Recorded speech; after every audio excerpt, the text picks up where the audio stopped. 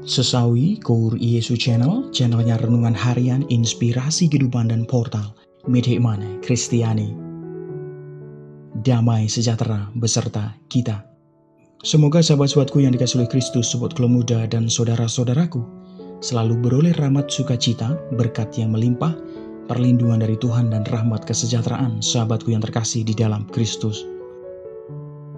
Sahabatku, pada kesempatan ini pada hari Kamis pada pekan biasa ke-13 ini, kita mau bersama-sama merefleksikan firman Tuhan, merenungkan bersama dari Injil Matius bab 9 ayat 1 sampai dengan 8. Mari kita satukan hati dan pikiran kita, supaya dengan hikmat sukacita kita boleh dan mau terima firman Tuhan, sahabatku.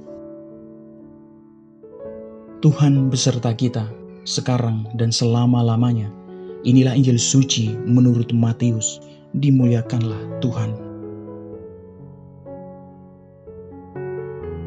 Pada suatu hari, Yesus naik ke dalam perahu lalu menyeberang. Kemudian sampailah ia ke kotanya sendiri. Maka dibawalah kepadanya seorang lumpuh yang terbaring di tempat tidurnya. Ketika Yesus melihat iman mereka, berkatalah ia kepada orang lumpuh itu, "Percayalah, hai anakku, dosamu sudah diampuni." Maka berkatalah beberapa orang ahli Taurat dalam hatinya, "Ia menghujat Allah." Tetapi Yesus mengetahui pikiran mereka lalu berkata, "Mengapa kamu memikirkan hal-hal yang jahat di dalam hatimu? Manakah lebih mudah, mengatakan dosamu sudah diampuni, atau mengatakan bangunlah dan berjalanlah? Tetapi supaya kamu tahu bahwa di dunia ini anak manusia berkuasa mengampuni dosa." Lalu berkatalah ia kepada orang lumpuh itu, "Bangunlah, angkatlah tempat tidurmu dan pulanglah ke rumahmu." Dan orang itu pun bangun lalu pulang. Maka orang banyak yang melihat hal itu takut, lalu memuliakan Allah yang telah memberikan kuasa sedemikian itu kepada manusia. Demikianlah sabda Tuhan. Terpujilah Kristus.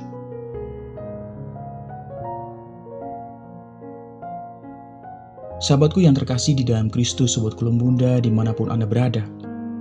Refleksi pada kesempatan ini tentang penyembuhan orang lumpuh oleh Yesus menunjukkan kuat kuasa Yesus terhadap kelumpuhan, sahabatku. Kelumpuhan bisa terjadi karena penyakit tubuh, tetapi lebih mengerikan lagi kalau yang lumpuh itu adalah semangat dan jiwanya, sahabatku. Sahabatku yang terkasih, Yesus memanfaatkan kesempatan penyembuhan ini untuk menegaskan hal yang lebih mendasar, yakni karunia pengampunan yang membuat orang berdosa menjadi ciptaan baru, sahabatku. Sungguh sahabatku yang terkasih, kelumpuhan dapat menjadi tanda orang yang dikuasai dosa, dan pengampunan Yesus tampak dalam pembebasan orang dari kuasa itu, sahabatku. Maka dosa diampuni dan orang menjadi ciptaan baru yang bisa berkembang dalam kemerdekaan dan rahmat Allah, sahabatku yang terkasih. Maka sahabatku yang terkasih di dalam Kristus, sobat keluarga muda, kuasa itulah yang diwariskan Yesus kepada gereja. Gereja terus mempraktikkannya dalam kehidupan bersama, sahabatku. Pengampunan itu sungguh berasal dari Allah. Karena berasal dari Allah, maka pengampunan itu sungguh-sungguh membebaskan kita dari kelumpuhan karena dosa. Sahabatku yang terkasih, pertanyaannya, sebagai refleksi kita, apakah kita mau menerima tawaran pengampunan dari Allah itu? Apakah kita bersedia membawa semakin banyak orang kepada Allah untuk mendapat rahmat pengampunan itu? Apakah kita mau menjadi saluran rahmat pengampunan bagi sesama, sahabatku? Sahabatku yang terkasih di dalam Kristus, sobat keluarga muda, menjadi mendasar bagi kita yang harus kita refleksikan. Kelumpuhan, sahabatku, semangat dan jiwa kita bisa lumpuh, sahabatku, tidak bergerak kemana-mana, stuck sahabatku. Maka sahabatku yang terkasih di dalam Kristus, ketika jiwa semangat kita lumpuh, maka kita yang terjadi hanyalah kuasa kegelapan dalam diri kita, ketakutan yang semakin mendalam sahabatku. Maka sahabatku, semangat dan jiwa kita harus dipulihkan dengan rahmat Tuhan yang benar-benar nyata dan kuasa Tuhan menyembuhkan sahabatku. Amin. Kemuliaan kepada Bapa dan Putra dan Roh Kudus seperti pada permulaan, sekarang, selalu, dan sepanjang segala abad. Terpujilah nama Yesus, Maria, dan Santo Yosef, untuk sekarang dan selama-lamanya. Amin.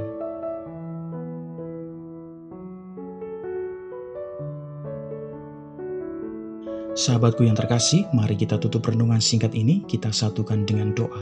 Marilah berdoa. Dalam nama Bapa dan Putra dan Roh Kudus. Amin.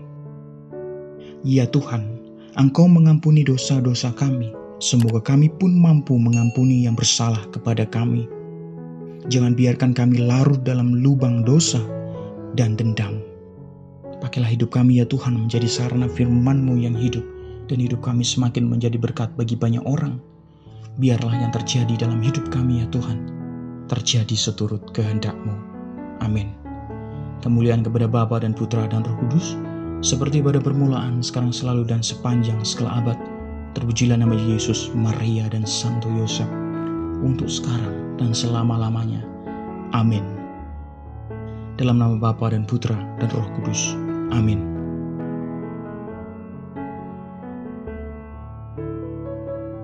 Sahabatku yang terkasih di dalam Kristus, Sobat Klo Muda, terima kasih banyak sahabatku. Kita sudah bersama-sama mendengarkan firman Tuhan, merenungkan bersama, berefleksi bersama sahabatku. Mari sahabatku, kita semakin bangkit jiwa kita, semangat kita bangkitkan dari kelumpuhan kuasa kegelapan kita. Kita semakin berani menjadi rahmat bagi banyak orang. Sebarkan video ini supaya banyak orang semakin terima berkat dan terima rahmat sukacita. Banyak orang dipulihkan, banyak orang disembuhkan, sahabatku. Hidup kita penuh berkat, hidup kita penuh sukacita, hidup kita penuh kesejahteraan, hidup kita penuh perlindungan. Yang gelap diberikan terang, yang buntu diberikan jalan. Sampai jumpa di renungan harian episode selanjutnya.